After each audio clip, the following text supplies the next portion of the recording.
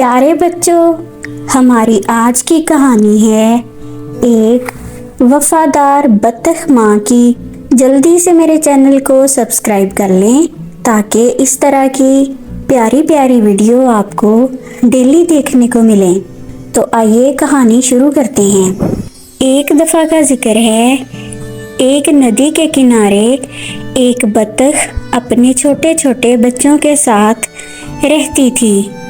एक दिन मौसम बहुत खुशगवार था।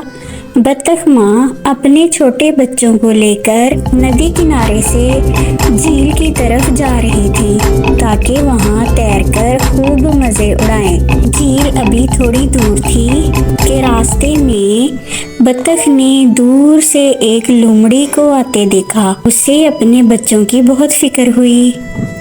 उसने सोचा लोमड़ी उसके बच्चों को खा जाएगी। बत्तख माँ परेशान हो गई।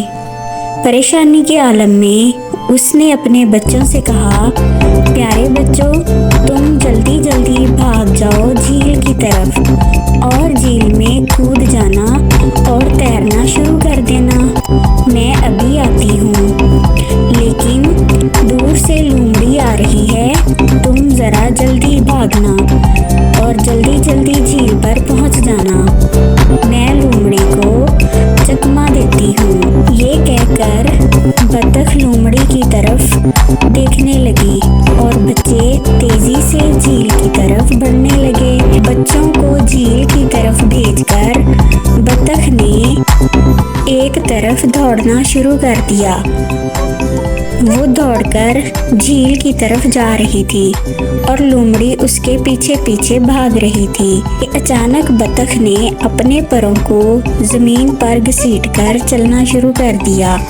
लोमड़ी समझी कि बत्तख थक गई है।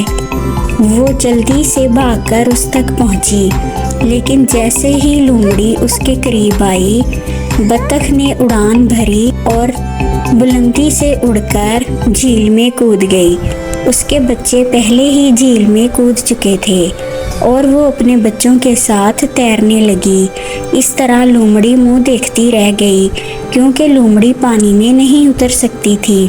तो प्यारे बच्चों, इस कहानी से ये सबक मिला कि माँ अपने बच्चों से बहुत प्यार करती है।